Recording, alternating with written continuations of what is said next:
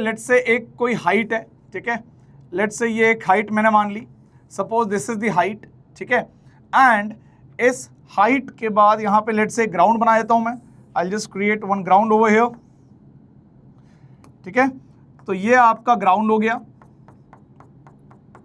ये आपका एक हाइट हो गई, लेट्स से कोई हाइट है h मान लेते हैं इसको हम, let's talk about this as h, ठीक है।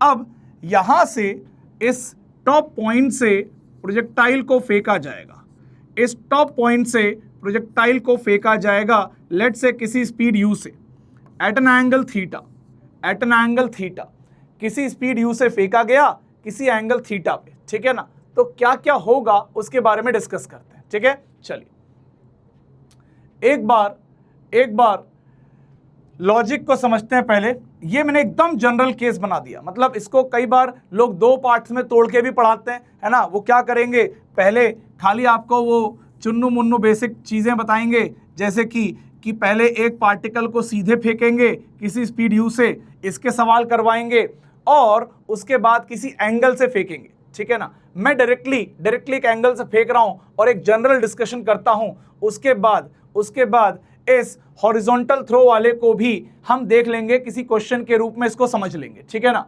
चलिए अब क्या बात है देखते हैं, let us see in this. एक जनरल डिस्कशन करना चाह रहा हूं, तो जनरल डिस्कशन में एक जनरल एंगल होना चाहिए। हमने किसी एंगल थीटा पे मान लीजिए इस पार्टिकल को फेंक दिया, तो क्या होगा, ये कुछ इस प्रकार से, है ना, थोड़ा सा और अलग बनाता हूं, इस प्रकार से लेट्स से प्रोजेक्टाइल मोशन करेगा और आके ग्राउंड को यहां पे हिट करेगा, ग्राउंड को यहां पे हिट करेगा, ठीक है ना।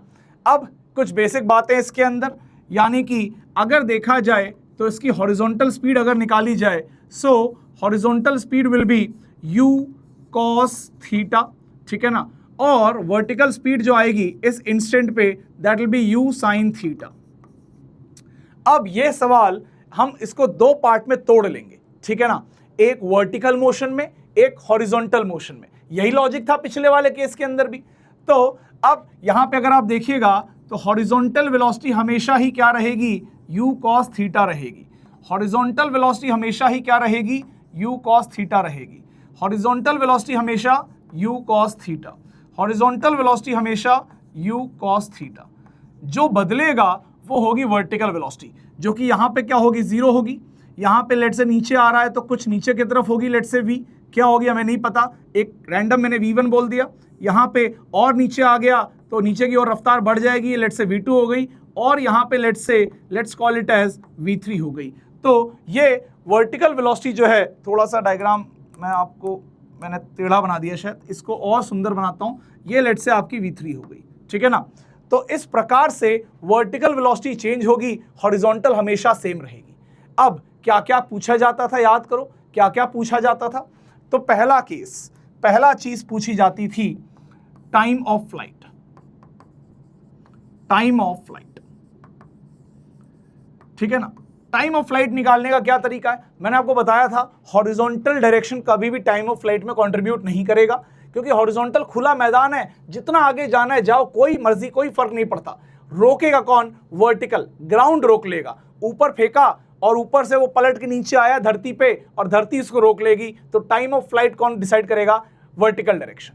तो इस पूरे सेटअप का वर्टिकल एक्सट्रैक्ट कर लो। वर्टिकल क्या बोल रहा है, वर्टिकल बोल रहा है कि भैया एक किसी हाइट h से पार्टिकल को ऊपर थ्रो किया है u sin थीटा से, और ये ऊपर जाके ऐसे नीचे गिरेगा। सर ये ऐसे तो नहीं गिर रहा था बेटा, वर्टिकल डायरेक्शन में बात करें तो यही मोशन हो रहा है। ऊपर की ओर वेलोसिटी है u sin थीटा और नीचे की ओर एक्सेलरेशन है g, और ये पार्टिकल जब यहां धरती पे आ जाएगा तब ये रुक जाएगा, सिंपल एज दैट। क्या ये बात क्लियर है? अगर ये बात क्लियर है तो टाइम ऑफ फ्लाइट के लिए हमें क्या कर लेना चाहिए, मैं टाइम ऑफ फ्लाइट को नेक्स्ट पेज पे प्रॉपर एक हेडिंग देके लिख देता हूं, time of flight, time of flight, ठीक है ना। और मैं क्या करता हूं, यहां पे ही मैं इसको जो मैंने बनाया था इसको मैं फिर से एक बार बना देता हूं। लेट्स से ये हाइट h थी जिससे इसको हमने फेंका था, दिस हाइट वाज h, ये आपका ग्राउंड है और ये आपका प्रोजेक्टाइल u से एट एन एंगल थीटा, ठीक है ना। अब इसके दो कंपोनेंट हैं, एक है आपका u साइन थीटा, एक है आपका u कॉस थीटा। हमारे काम का u साइन थीटा है और हमें खाली इस बात में इंटरेस्ट है, कि ये जो प्रोजेक्टाइल आपको दिख रहा है, यहाँ पे जो आपको ये प्रोजेक्टाइल दिख रहा है, यहाँ आके हिट करेगा, इसका वर्टिकल मोशन अगर ऑब्जर्व किया जाए तो vertical motion will be like this only, कि इसके पास एक u साइन थीटा था ऊपर की ओर और ये नीचे की ओर इसके पास ग्रेविटी थी जो इसको नीचे खींच रही थी। So gravity was in downward direction and ये ऊपर जाएगा तो ऐसे पलट के ऐसे ऊपर जाएगा फिर पलट के नीचे आएगा। एक्चुअली इससे मैच कर दिया जाए तो एग्जैक्टली इससे मैच कर दूं अगर तो ऊपर जाएगा पलट के नीचे आएगा, एज सिंपल एज दैट, ठीक है ना। तो हम क्या करेंगे, इन y डायरेक्शन में सारी इक्वेशन लगाएंगे। y डायरेक्शन के अंदर जहां से फेंका वहां से नीचे गया है तो मैं मान रहा हूं कि ऊपर वाला डायरेक्शन पॉजिटिव, नीचे वाला नेगेटिव, तो यहां से डिस्प्लेसमेंट कितनी आएगी दोस्त, तो जहां था वहां से नीचे की ओर आ चुका है, वहां से नीचे गिर गया y में, तो ये डिस्प्लेसमेंट आ गई आपकी -h, ठीक है ना, क्योंकि नीचे आया है, ठीक है। So s is equal to ut plus half at² लगाऊंगा इन y डायरेक्शन। डिस्प्लेसमेंट कितना है -h is equal to velocity कितनी है इनिशियल ऊपर की ओर, तो plus u sine theta into t और प्लस हाफ एक्सेलरेशन नीचे की ओर है तो -g इंटू t², ठीक है। अब ये क्वाड्रेटिक बन गई है, इस क्वाड्रेटिक को सॉल्व करोगे, solve quadratic to get time of flight,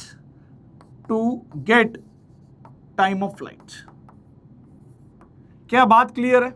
यहां तक क्लियर है? सर आप इसको सॉल्व क्यों नहीं कर रहे हो? बेटा मैं इसको सॉल्व करूंगा, एक जनरल एक्सप्रेशन आएगा, वो तू याद वैसे भी नहीं रख पाएगा। मैं चाहता भी नहीं हूं कि तू याद रखे, मैं चाहता हूं तू प्रोसेस याद रखे कि कभी ऐसा प्रोजेक्टाइल दिया जाए तो टाइम ऑफ फ्लाइट के लिए y डायरेक्शन में इक्वेशन लगा के क्वाड्रेटिक सॉल्व करेगा तो तेरा टाइम ऑफ फ्लाइट तुझे मिल जाएगा, ठीक है।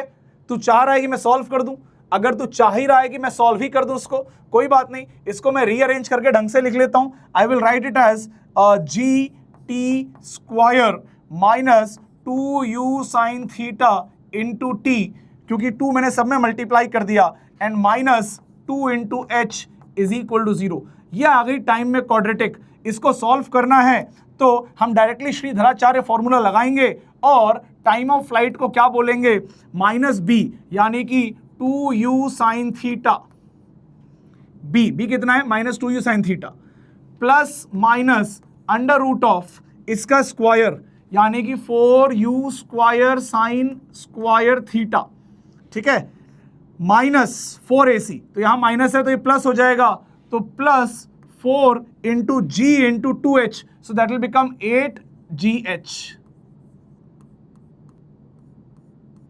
Is that clear?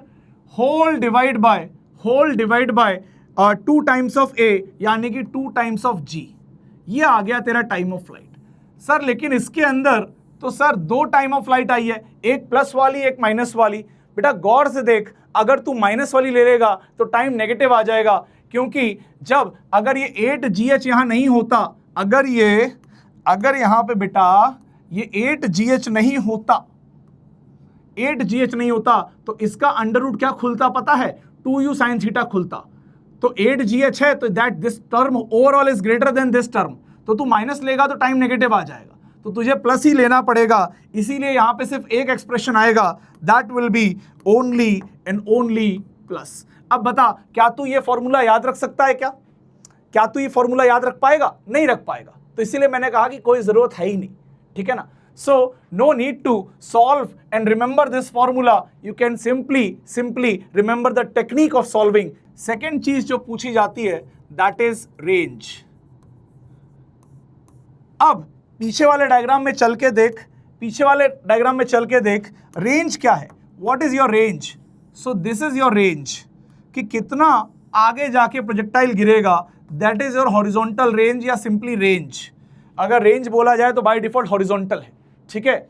So range की वैल्यू निकालनी है तो ये पता चल गया कितनी देर तक उड़ रहा है और कितनी हॉरिजॉन्टल वेलोसिटी है ये पता है, u cos theta. So what will be the range? So मैं तो डायरेक्टली यही लिख सकता हूं वैसे तो, that range will be equal to, इस रेंज को थोड़ा सा मैं इधर खिसकाता हूं, जरा इस रेंज को इधर खिसकाता हूं और यही लिख देता हूं डायरेक्टली u cos थीटा, यानी कि horizontal velocity into time of flight. तो जो भी टाइम ऑफ फ्लाइट आएगा उसको हॉरिजॉन्टल वेलोसिटी से मल्टीप्लाई करोगे, रेंज आ जाएगा। तीसरी इंपॉर्टेंट चीज जो कोई पूछ सकता है इस टाइप के क्वेश्चन में, that is the maximum height. ये हाइट कोई पूछ सकता है, तो अगर ये हाइट निकालनी है तो क्या करेंगे सर? गुरुजी हम तो क्या करेंगे जब हमें ये हाइट निकालनी पड़ेगी? अरे यार ये हाइट यहाँ पे ऑलरेडी h है, तो इस हाइट को मैं कुछ बोल देता हूं, लेट्स से h0 या h max बोल देता हूं, let's call it as h max। तो h max कितना होगा? h max पता क्या होगा? तुम ज्यादा डरो मत, तुम ऐसे इमेजिन करो कि यहां से यहां अगर स्ट्रेट लाइन खींची जाए तो ये एक नॉर्मल प्रोजेक्टाइल था यहां तक स्ट्रेट, अगर ये ग्राउंड होता तो ये सीधा प्रोजेक्टाइल था, या उतना भी छोड़ दो, अगर तुम ये देखो वर्टिकल डायरेक्शन में किसी को ऊपर की ओर u sin थीटा से फेंका है तो ये कितना ऊपर जाएगा? How much high it will go from that point? It will B u square sin square theta divide by 2g, इतना ऊपर जाएगा। तो यहां तक की हाइट तो मुझे पता ही थी, this I already know, u square sin square theta divide by 2g। कैसे पता थी सर आपको ये हाइट? अरे यार ये नॉर्मल प्रोजेक्टाइल की हाइट तो मुझे पता ही थी ना, ये u square sin square theta by 2g। लेकिन अब सर हमें तो ग्राउंड से बताना है, तो क्या ये h को ऐड कर दो, सो h max will be h plus u square sin square theta divide by 2g। क्या बात क्लियर है? क्या ये बात क्लियर है? इसको मैं अगर आप कहोगे तो एक अलग से पेज पे बना देता हूं, I will just draw it here. So range और दोनों के लिए लिख देता हूं, चलो I will just do it for range and h max, दोनों लिख देता हूं। तो बेटा अगर आपने किसी को एक हाइट से फेंका है ऐसे, तो बेटा यहां से अगर आप एक हॉरिजॉन्टल लाइन इमेजिन करो, so this height is like your maximum height of a projectile, ground to ground projectile. तो ये हाइट की वैल्यू कितनी है? सो दिस हाइट की वैल्यू इज u, क्योंकि इसकी ऊपर वाली वेलोसिटी क्या थी? u sin थीटा थी, इसकी आगे वाली वेलोसिटी क्या थी? u cos थीटा थी। तो हाइट आ जाएगी u square sin square theta upward velocity का स्क्वायर डिवाइड बाय 2g, ये हाइट आ गई। और धरती से कितनी हाइट आएगी? यहां से यहां तक की वैल्यू है h, सो ये टोटल हाइट जो आएगी h max from the ground, that will B h plus u square sin square theta divide by 2g।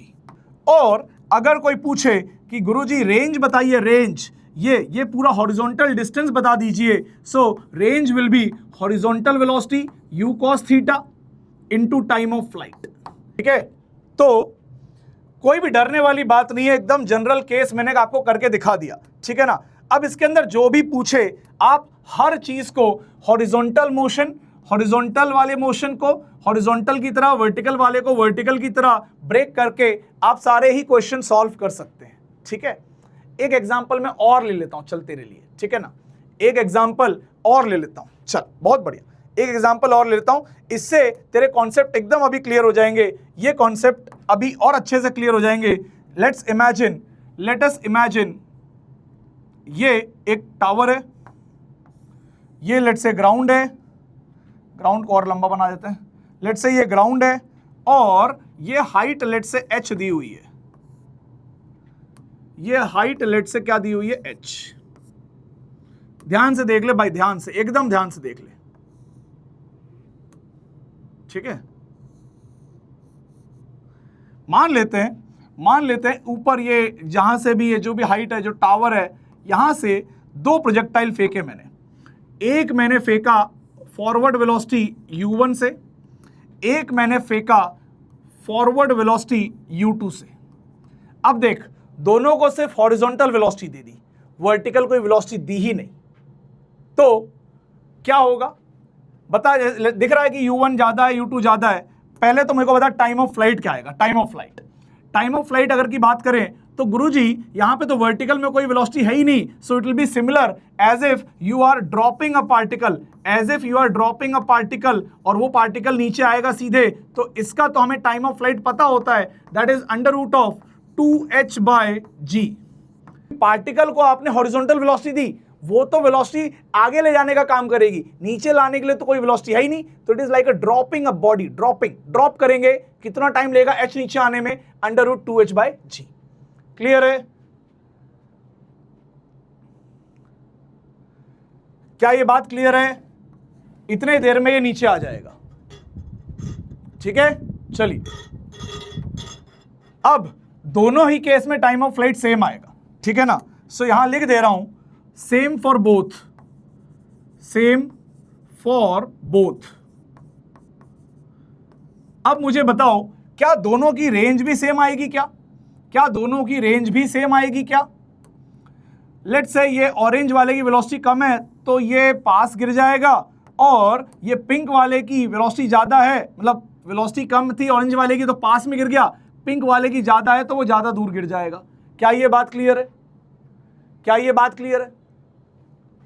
ये डिस्टेंस मेरे दोस्त, इसको बोलूंगा रेंज 1, ये आ जाएगा आपका u1 इंटू टी।